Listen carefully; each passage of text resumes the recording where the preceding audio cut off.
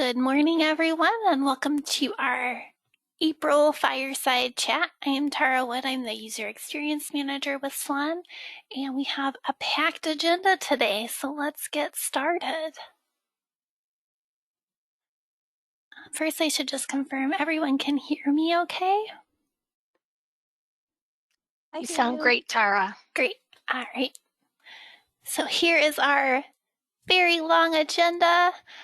We'll be covering quarantine and grace period, some fine-free decisions and numbers, information requested from circulation users group, processing fees, URLs, and notices, which is exciting. So Dawn has some good updates on locker and drive-up pickup options, patron purge, some Explore More Illinois updates, and lots more. So I'm going to dive in because there's so much. Tara, I'm not seeing the agenda, just so You are I'm not not sure. seeing. Oh, I am not. There we go. there we go. Good. I had my screen paused. Sorry about that. So here is our agenda again, and let's roll with, kick it off with Vicky and the Rails quarantine timeline. Hello, SWAN libraries. Who is ready to talk about some spring cleaning? Oh, I am. So, most of the SWAN libraries have been keeping close attention to the Rails quarantine that has been driven by the research that had been done, a realm study, that's it. Sorry, guys. So they have made some changes along the ways. First, they had it at 3 days, then we moved to 7 days. And then in July, we had it at 3 to 7 days. So we've just kind of been all over for some of it, but as they've done more and more research, they're really finding that the COVID virus is spread more by those respiratory droplets. So breathing on each other basically is what it comes down to, more so than they are with just germs left on an item. So Rails did announce that they are lifting the quarantine from delivery, so libraries do not have to follow that anymore. So as we are seeing that move forward, we are following that as well, and we will be lifting the quarantine, and that will be, I'm sorry, I have. Tara, you want to go to the grace period slide, the next slide? There we go. That's what I was looking for. Thank you, Dawn. Thank you for keeping me on task. And since we do have such a nice full agenda, I'm sure that Dawn will be keeping me on task throughout all of it so that I don't continue talking. So we did adopt a change in our grace periods to allow for this quarantine so that patrons would not be blocked early while their material was sitting in quarantine and couldn't be checked in. We did that back in October to the way that we did that is if the circ rule had a 0-day grace period, we added a 7-day grace period to it. We adjusted that to a 7-day grace. If the circ rule had a 3-day grace period, then that one was moved to an 8-day grace period. So that really did cut down on the amount of patrons that you had who weren't able to access their e-resources or place holds. So now that we'll be getting to the end of the quarantine, we will be resetting those the circ rules so that they go back to their original grace periods of either 0 or 3, and that will happen on June 1st. So it's still spring, so it is still a spring cleaning. All right, let's ask a bunch of poll questions. Yes, all right. Are we ready for poll number 1? As of May 1st, how long does your library quarantine? And I am launching the poll. So if you guys could just let us know, as of May 1st, what is your library's quarantine? The votes are pouring in. Cool. All right, I think we're give it one more, couple more seconds. I think just about hit max here. All right, got 87%. I'm closing it. All right. Can you display it for us so we can see it? I believe so. Yes. Sorry about that. Okay. So it looks like many of you have already stopped quarantining. All right, and we will publish, the results of these, so we've all kind of got a handle on what people are doing, and you can see what the results are when we publish the recording. So another question that the CERC users group asked was, has your library made any permanent shifts in hours of operation? And then we'll ask a follow-up about your pre-COVID hours too. So The poll is up.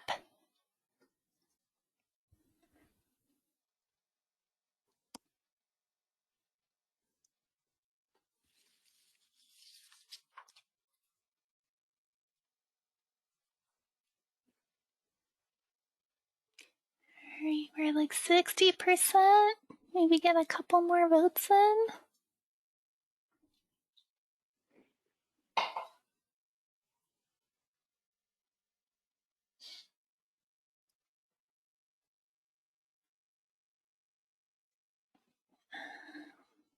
we got a passing grade yet, Tara? I think we're at like 75% of votes, so right. I think that's good enough.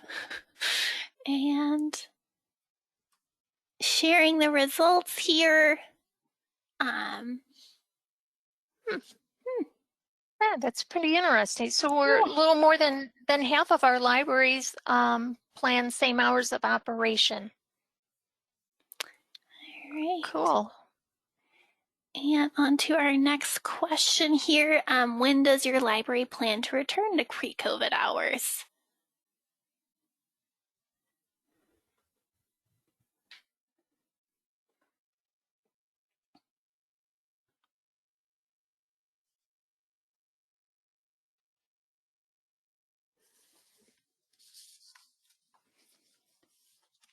This must be an easier question. The votes came in fast. All right, we have a pretty even split here. Yeah. Great. That's helpful to know what everybody's doing. And then we've also got a question on how have you transitioned curbside service during this time? I think that's the next question, isn't it? Yes, it is. Good.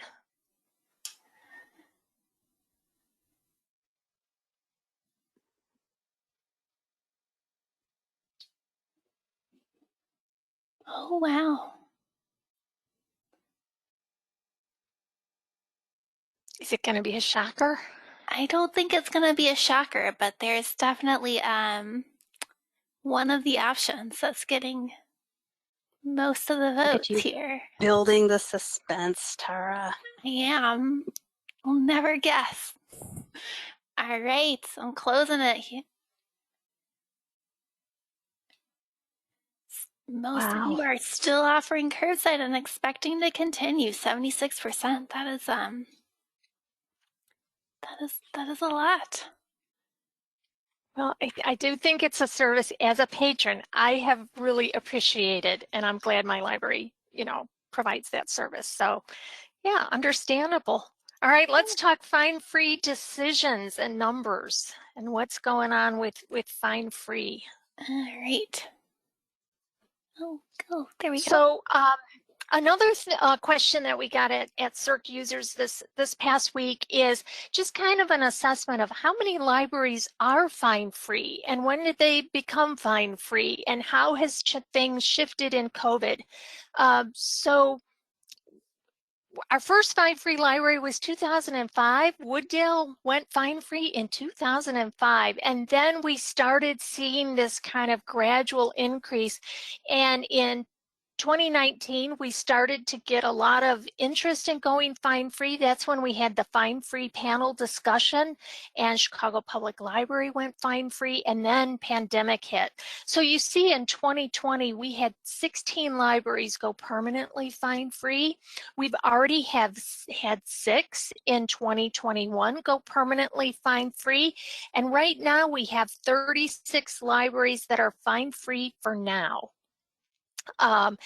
And we will be asking libraries that are fine-free for now to make a decision by September 1st of, are you going to return to your pre-COVID CERC rules, or are you going to go fine-free permanently?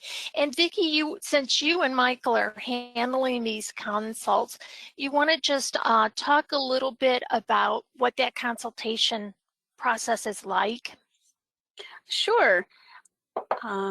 Michael is not here, so I have to talk about it myself.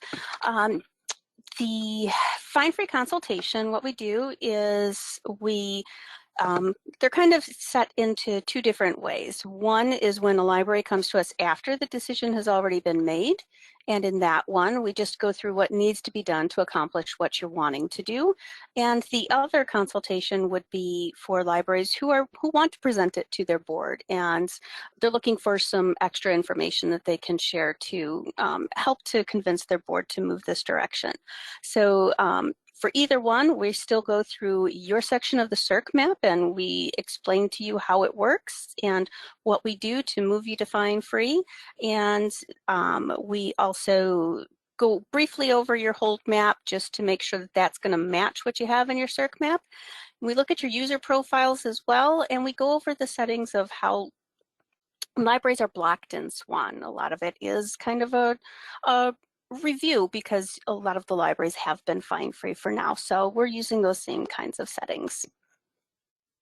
Cool. Let's head over to the next slide and talk a little bit about fine-free observations. And, you know, in talking to a lot of the libraries that have gone fine-free, and then you're going to see in a minute kind of backing that up with data, there's just some general behavior that's been noticed. And the biggest thing is that really patron behavior doesn't change that much. People still return items when they're finished with them, and the actual return of materials doesn't seem to be delayed or sped up in any way with fine-free libraries.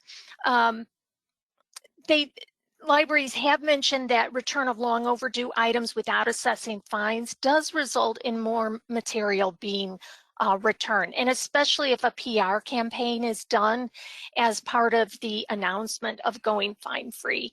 And patrons may decide to use a neighboring library due to the library's fine and circulation policies, but we're really finding that that number is low. Patrons are choosing libraries not so much based on their circulation policies and fines, but really just from the convenience. They like the library, they like the staff, whatever. It's more a service rather than a rule kind of based decision point.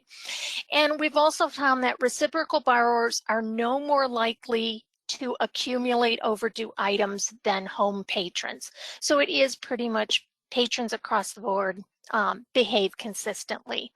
One thing we do ask, and we'll go to the next slide, is that when we do, a fine-free consultation with you, we kind of do look up at what's happening with neighbors surrounding you, because that consistent patron experience kind of is important if I'm going to my library or one that is even, just as close physically that I can walk to.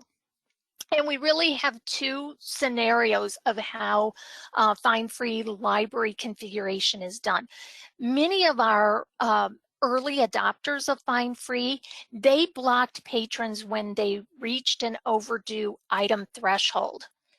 However, that kind of has some implications that we'll see in just a bit. What we've done recently is that we've blocked patrons when they have any item overdue more than 14 days. we'll talk about that in a second too. We've noticed in talking to libraries during these consultations that you all are very conscientious and concerned about being good stewards of other libraries' material. And I think that drives a lot of the concern. You know, you want to get items back that might not be yours. So we can assure you that going fine-free statistically is not showing any change in delaying of that, you know, constant return and reuse of materials throughout the consortium. And then it's important to also know what our neighbors are doing. CCS, Consortium, and CPL, they block at a much lower threshold than SWAN does, and they block across the board, both of them. They treat items that are 7 days overdue as lost, with replacement cost billed immediately to the patron. That sounds draconian, but actually it's as soon as the patrons return that material, that replacement cost is returned. So they're using that as an incentive to get those materials returned quickly. So looking at the next slide, this is a grid that we're going to make available on the support site to really explain things a little bit more easily about the difference between the patron profile limits and the nightly overdue time period block, and just kind of how those two different scenarios play out. This is really just for information and comparison purposes. But if we look at the next slide and how many patrons have overdue items, this was really surprising to me when we ran these statistics. We see very little statistical difference between the number of patrons with items 14 days overdue versus 21 days overdue. And if you look at those numbers, we've got 17,300 patrons throughout all of SWAN with at least one item 14 days overdue, and we have 15,960 with at least one item 21 days overdue. And here's the real surprising number. Look at how little the change is at 43 days. You know what happens at 42 days? They get billed, right? So even billing, it's only 14,000. So it's 1.34% of our patron base has an item that's been billed. And then let's just say we send out those bills. Surely people come back, return their things. They're no longer overdue. Look at that little difference. You know, less than, 4/100ths of a percentage drop, or 6/100ths of a percentage point drop between 2 weeks after the bill is received. So I think what this is telling us, or maybe it's asking us to think about this, do we even need to go back to that 14-day block? Can we stay at 21-day block? One of the things that we want to make sure everybody's constantly paying attention to, and Robin will assist if any of you want to review kind of how to talk to vendors. E-content, during pandemic, we have seen the impact of movement to using e-resources, e-books, e-streaming, whatever. And most of those vendors will authenticate just on barcode and PIN. They don't have to look at status. So if my status is delinquent or okay or blocked or whatever, they don't have to read that status. You can just make those active patrons, regardless of their status, have free access to those resources. So just some things to think about, to ponder as we discuss. Do we need to move back to a 14-day, or is 21 days okay? Okay. All right, Vicki, cover processing fees, because you unraveled a lot of this mystery and interest that libraries had in this. I sure will. At the CERC users group meeting, it was brought up that some libraries do not assess a processing fee, and some of our libraries were surprised that that was something that you could kind of opt out of. So looking at that, what we do to keep that current is we have a default price policy that's set for each library.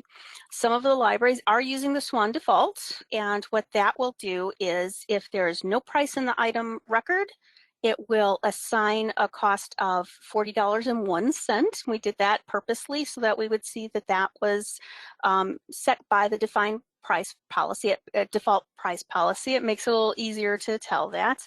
But what's also in there is the processing fee. What amount of that should be set for a processing fee? And some libraries have opted to set that processing fee for 0. And what happens with that is when the assume lost assume lost report runs and it bills those items to the patrons, it takes a look at that default price policy. What it does though is it's looking at the checkout library default process. I can't say these words today. The DPP. Okay, so it's looking at the checkout library and deciding whether that processing fee should be set. So what we are going to do, we are going to be setting, as of July 1st, we're going to set the default processing fee to 0. So currently that SWAN default policy is $40.01 and $5. So as of July 1st, it will continue to be $40.01 if that item doesn't have a cost price in the item record, but the processing fee will be 0. So if libraries want to continue charging a processing fee, then you should open a ticket at help@swanlibraries.net. Go ahead, Dawn. We will post a news post with instructions on this. What really came to our attention, we had an open office hours with circulation on ILL topics, and this was actually a question that came up, and people were surprised that they didn't have to have a processing fee. And we realized that nowhere in policies does it state that a default processing fee should be assessed, and it seemed like we just were kind of going with legacy decisions that were made long ago, and having a processing fee default of 0 still gives libraries the flexibility that they want, but makes it easier for those that really don't want a processing fee to be assessed. So look for some updates on a news post, but we will be making this change July 1.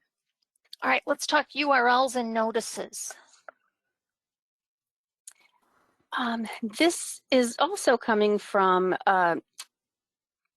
a member library request. We received a ticket asking if their direct URL for their catalog, their instance of enterprise, could be added to the notice rather than having that kind of generic URL that directs everybody to the patron site where you choose which library is yours. And the light bulb kind of went off and we kind of said, wow, we should have done this a long time ago. So you asked and you've now received. We're adding that field to your library's address, and it will display only on the notices.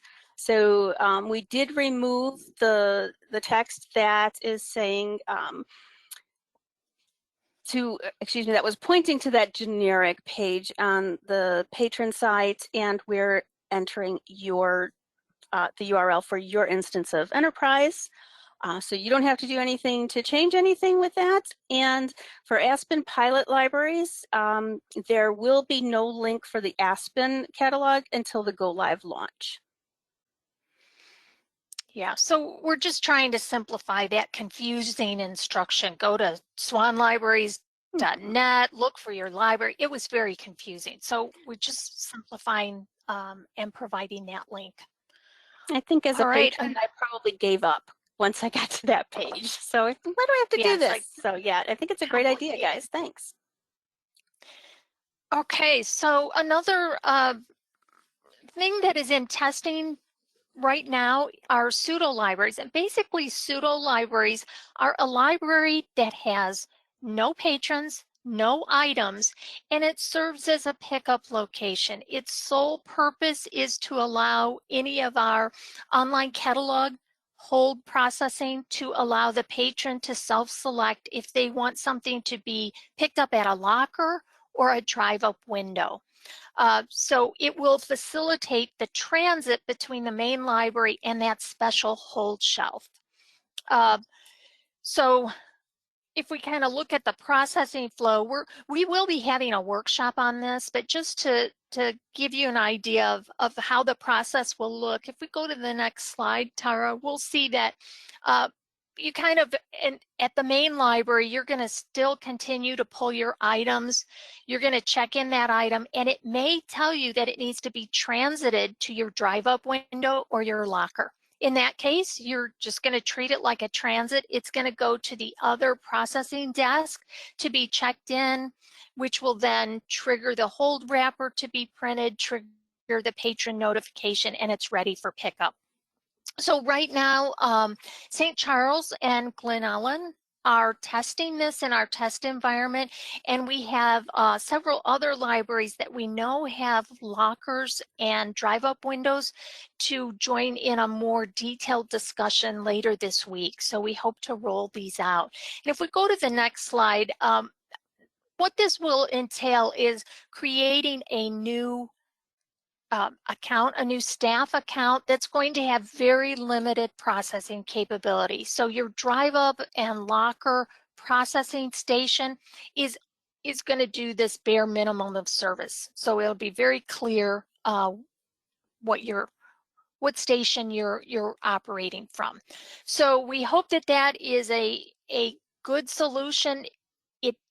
It's not a perfect solution. It's going to provide a little bit different reimagining of the staffing functions, but it really does improve the patron experience. So that's why we are trying to roll this out. All right, Vicki, we're ready to talk your favorite process. So more spring cleaning. I'm very excited. As you all know, we had to put our patron record purge on pause. I'll add another P word in there. We didn't want to block any patrons from accessing things that they needed to.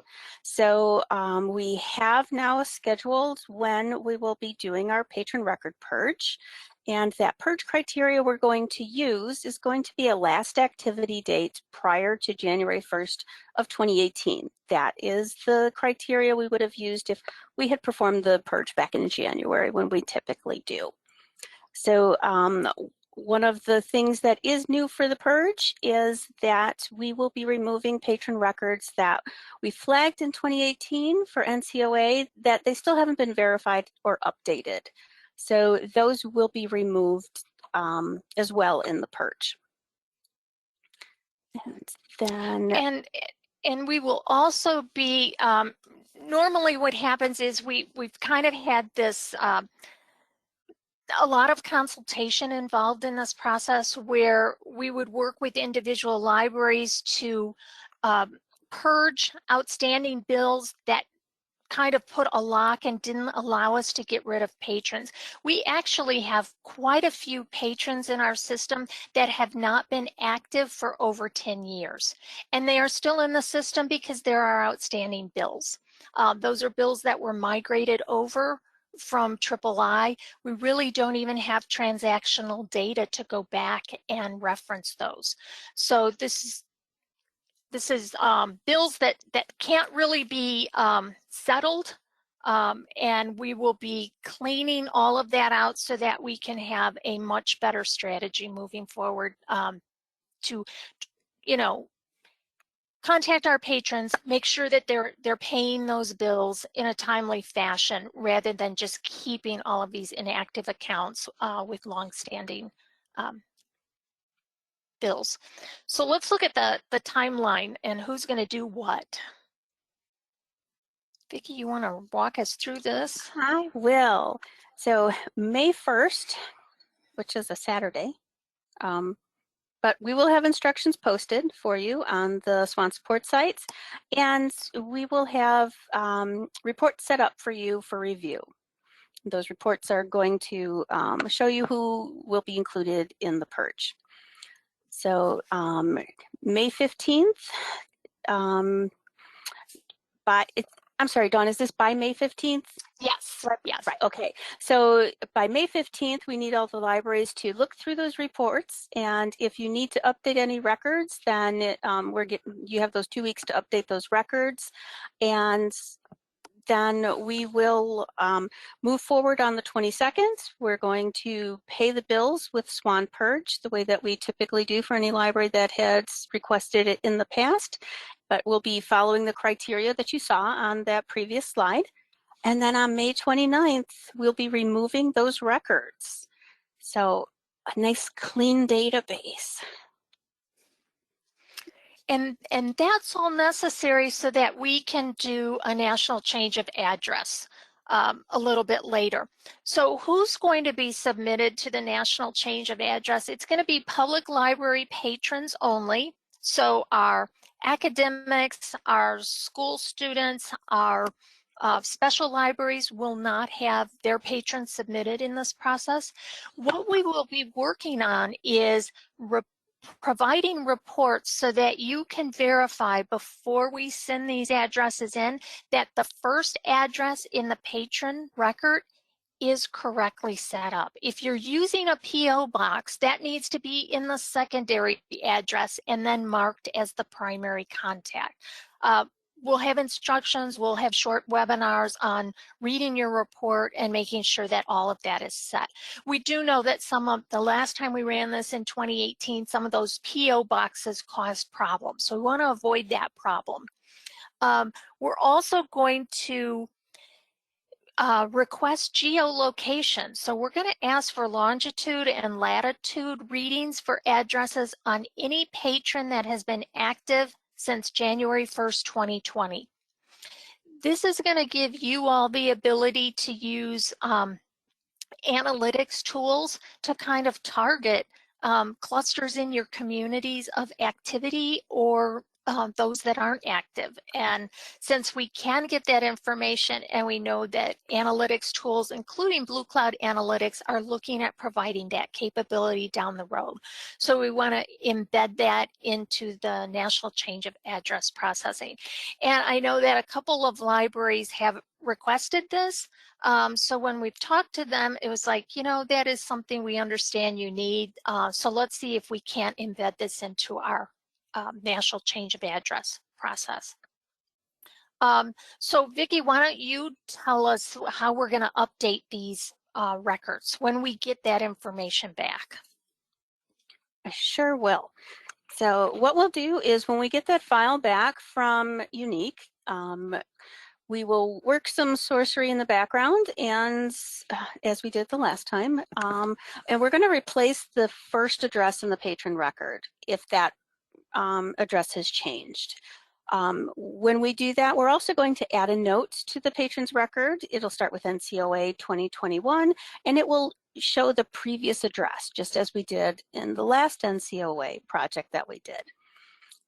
So from that point, what we won't be doing at that point is blocking them. So I know that that's a big, that was a small request we got from some of the libraries in our 2018 project. So we have honored that. What we will do is we're going to give you a report of all of the changed records for your library for you to review. Sorry. Okay, and give you time to kind of process those patrons and do what you need to do if you need to contact them or whatever you need to do for their record. And again, during this time period, we will not be changing the patron status. So what we'll do then is 90 days later. So we're giving you 90 days to go through your list of patrons that have a change of address. Any patron record that still has an NCOA 2021 note will have their status updated to bad address. So that's how we're going to handle it this time, so that we don't have the same issue that we had when we did our first project. We learned a lot from it. Yeah, and something we hope to do is, if we go to the next slide, we want to get out of the annual process of purging inactive records. We just want this to be an ongoing maintenance of patron records, much like we do our maintenance of our bibliographic database.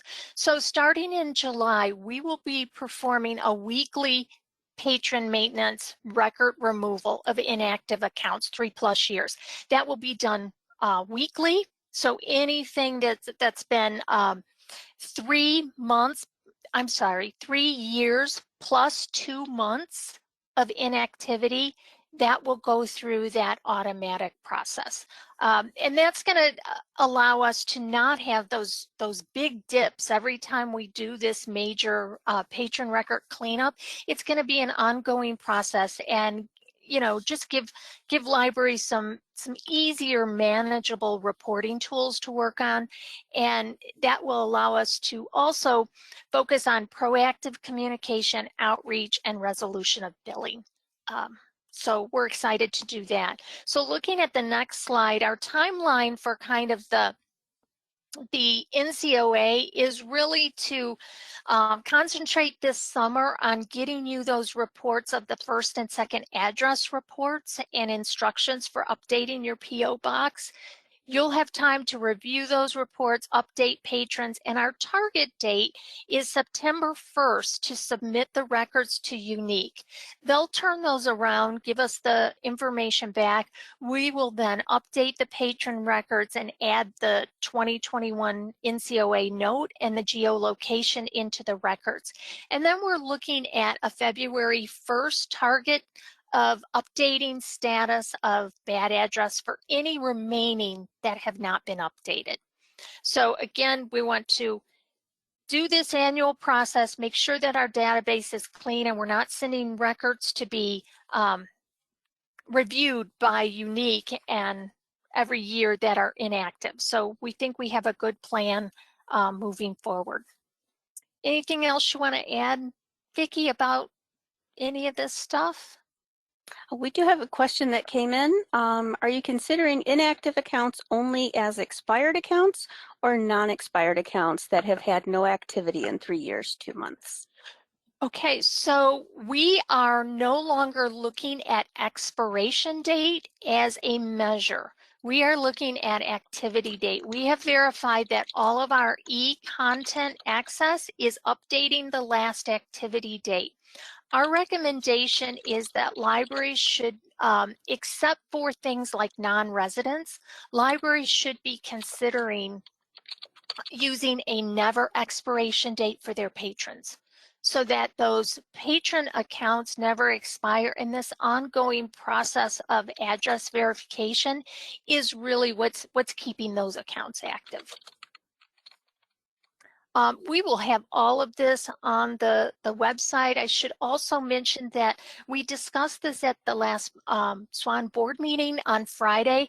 And if you look at the board packet, you'll see the whole presentation and outline of not only the patron record purge process, but the national change of address and geolocation processes outlined in that. And we'll be posting that as a separate document standing on its own, hopefully this week, so that you guys can get a jump start on all of these processes.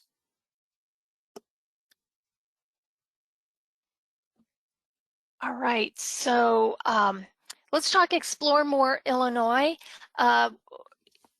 There is a Rails update session this afternoon, and I know something on their agenda is Explore More Illinois, that they will be restarting that program where people can actually start going to museums and cultural events in the state of Illinois. So it's important that you all know all SWAN libraries are configured for patron verification. So we have already set that up. We have 69 of our 95 SWAN public libraries are currently participating. If you are not participating and you want to offer this program to your patrons, you can contact Rails at info@exploremoreillinois.org, and we ask you to also copy help@swanlibraries.net. We work with Rails. Jessica Barnes is the coordinator of this program. We work real close with Jessica to make sure that we test your authentication and we have your correct patron profiles set up to authenticate your users. But it's really all ready to go. It's minor testing and setup that Jessica will do to activate the remaining like 20 or so libraries that that aren't yet participating. All right, I can now mute myself. And we're off to Stephen. Yeah, hi everyone, this is Stephen. And I talked about this a bit in the last Fireside, so I'm just going to do a quick update. But as many of you know, we are replacing the current dialer notice system, also known as SVA, with a new cloud-based service that is offered by Unique Management Services. And so we've been working with them to get everything configured. And we actually started a pilot with 2 libraries, with Elmwood Park and Eisenhower, specifically working with Peggy Tomzik and Lucas McKeever, so our CERC user chairs, to give us feedback. And we just finished the staff pilot with them. So they had a handful of their staff members trying out this new dialer system, and now we've expanded to the patrons of those libraries. So those patrons, just for Elmwood Park and Eisenhower, instead of getting calls from SVA, they're getting calls from the new SWAN notice dialer. I think that's the new exciting name for it. And so they're getting me feedback, and we're going back and forth with Unique just to do some troubleshooting and to work out, to iron out some of the issues. And so our priorities right now are caller ID, which was the first thing that came up. And the neat thing that Unique proposed was that they could actually mask the caller ID so it looked like it was coming from the library. So basically it has the library's name instead of just, you know, SWAN or your local library or anything like that. So they proposed that when we first signed the contract. But another thing that came up while we were testing this is Unique realized that they could actually mask the phone number and the caller ID. So that's just an amazing upgrade for us, and Elmwood Park and Eisenhower have already done this. And so their calls to the patrons are showing up as the library's main number, and then it's also showing as the library's caller ID on systems that support that. I do want to just give that disclaimer that there are certain phones and there are certain services that don't support the caller ID or the library's caller ID. Nonetheless, they can still have the library's phone number here. So we're working through logistics of that. So we're hoping to offer that to more libraries when we do go live with the full system. And I'll have more details on that coming up later on. And we're also working out end-of-day call analytics. So right now it's giving a failed calls report that goes to the aliased email addresses for Elmwood Park and Eisenhower. And that's just failed calls. We want to expand that out to successful calls as well, so they can see every call that system was making during the day. And that way, if a patron comes up to the CERC desk and says, hey, I didn't get any calls, they can go back through those emails and they can see when the patron actually did get the call. Now, another thing that's an advantage to us is SWAN has been given access to a dashboard for this system that shows us everything. It shows all the calls, it shows the script that it uses, it shows the phone number and whether the call was successful or failed and the reason for the failure. So it's made the process for troubleshooting just significantly easier. So, you know, if you're not able to find that information in the end of day reports, then fortunately we're going to have the dashboard and we can do a little bit of digging on our side as well. Beyond that, we're just doing some tweaks to the scripts. Some folks' names are being spelled out awkwardly, and you know, we're going to run into problems where folks have complex names and it can't pronounce it. So instead, what it does is it just spells it out letter by letter instead of kind of butchering the name. And then there were a couple of voicemail issues that we're working through as well. But by and large, it's been pretty successful so far, and we're trying to move this thing as quickly as possible. So this pilot will hopefully just be running for about 2 to 3 weeks. And then we're hoping to expand it to the entire membership. Before we do that, I am going to be holding a webinar in the next couple of weeks just to go over all the details of this, open up a Q&A. But the intention is to make this seamless to patrons. So, you know, it's going to sound a little bit different when they receive it, but it's going to give them essentially the same message. It's going to be sit for the same notices. So, you know, to them, it should be a pretty seamless transition. And then the one other thing I wanted to note is that we have the migration of our support site and OTRS, well, we call it OTRS, it's the SWAN ticketing system. And we are migrating those services this Wednesday, starting at 7 p.m. And so those services, the support site and the ticketing system, will be unavailable after that time. I'm not sure how long this will take because we are migrating a lot of data. So it could take a few hours or it could take less than that. So I just want to say it's starting at 7 p.m. We expect to have the system, both of those systems back up and running by the morning of the 29th. But in the meantime, that evening, you will not be able to access the support site for documentation, training, or SWAN events. Fortunately, that'll be in the late evening hours. And then the SWAN ticketing system will also be down. So if you send tickets to help@swanlibraries.net, our ticketing system will not be processing those. So I just want to stress, and that would typically be after hours anyway. So if any urgent issues do come up, I just want to stress, please call the 800 number, 844-SWAN-LIB, and then that goes to our emergency on-call staff for system issues. So just to give a quick rundown of that. And again, we hope to have both of those systems up by Thursday, the 29th, first thing in the morning.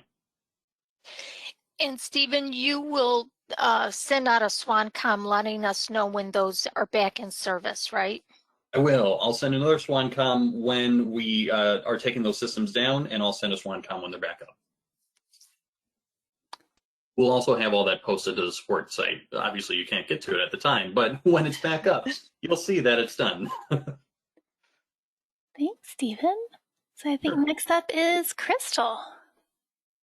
Hi, everyone. I just wanted to give a little plug to our interactive staff trainings that we've been working on. Currently, we have 4 classes, and we're creating more and more all the time. Claudia is doing a lot of the bibliographic staff training. So currently there's a demystifying serials and creating pre-cats. And I've been developing the circulation trainings. So we do have one for basic circulation and patron management. So if any of those look interesting to you, or if you have new staff or just kind of want to brush up on either any of those topics, feel free to take them. You'll find them on our support site under meetings and trainings and tutorials and training resources, and they're all self-paced. They're about, I think, up to the longest class is up to about maybe 45 minutes. So you'll make sure you want to give yourself some time to go ahead and get through the whole class. But yeah, we encourage you all to check them out. They're a lot of fun to develop and work on, and we're creating new content all the time. So that's all I have.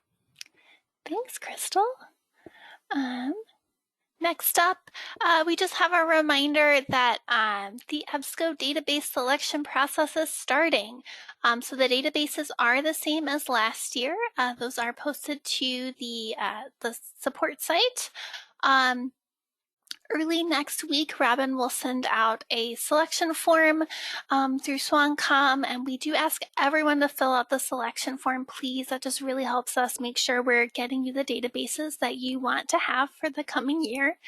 And by the July 1st start of the subscription, we'll send out another SwanCom with all the links. We'll also update all those links on the patron site, and we'll update EDS, also known as article search and enterprise, so that all of your databases are reflected in your catalog.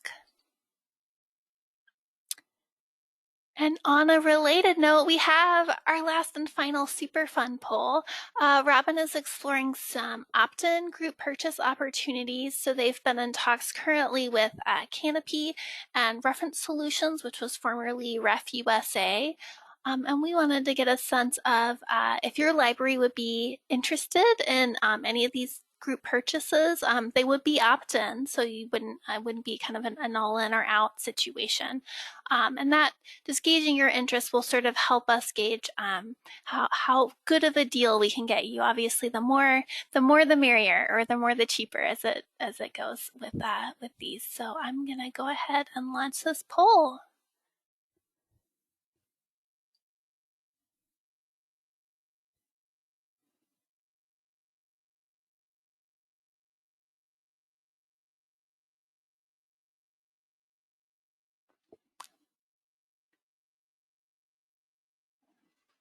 Waiting to see the votes level off a little bit. Give it one more minute here, a couple more seconds, I should say.